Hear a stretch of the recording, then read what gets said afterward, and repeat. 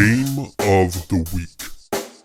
Check the mic and make sure it sound right, boy. This week's Game of the Week is Pumpkin Jack from Nicolas Missonnier. Yes, it is February, but we are celebrating like it's Halloween because Pumpkin Jack released this week for the PlayStation 4. Straightforward, Pumpkin Jack is a 3D platform that features extremely fun puzzles, challenging battle mechanics, and a really funny narrative. Pumpkin Jack tells the story of Jack, the Pumpkin Lord, who is summoned by the devil in order to defeat the devil's enemy, the mighty wizard and his army of beasts. And I guess what I found myself loving the most about this game is the basic platforming mechanics. Like, I think I genuinely realized while playing this game how much I missed having a good platformer in my life. In fact, the developer describes Pumpkin Jack as medieval meets Jak and Daxter, and I think that is a perfect explanation. Now, I do want to clarify, Pumpkin Jack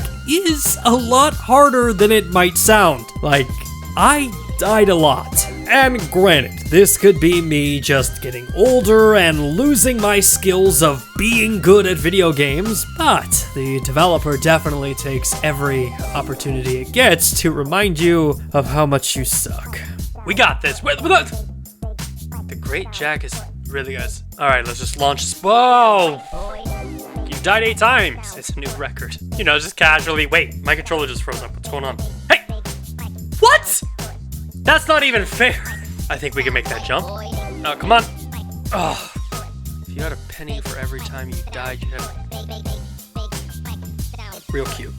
I also found myself being really taken away with the game's visuals. And granted, this really isn't a game that has impressive photorealistic graphics like The Last of Us or Uncharted, but each level has its own look, its feel, and design that makes the game just feel complete. For example, on the swamp level, an eerie fog runs across the map that causes some of the items to disappear or at least seem like they can't be jumped on. And small choices like this transform Pumpkin Jack from being a basic platformer to something much greater. Now, the other thing that I enjoyed about this game were the boss fights, as it took me on a nostalgia trip to my days of playing Mario 64. In fact, I found myself loving these boss fights so much that during one of the fights where you have to launch the bombs at the boss, I genuinely didn't want that to end. And I also think it's worth pointing out that this game was developed by 2 people. A game this size and of this quality feels like it should have been worked on by at least 40, but to know that 2 people built it is insane. So, to wrap this up, I thoroughly enjoyed my time with Pumpkin Jack. And for that reason, Pumpkin Jack is this week's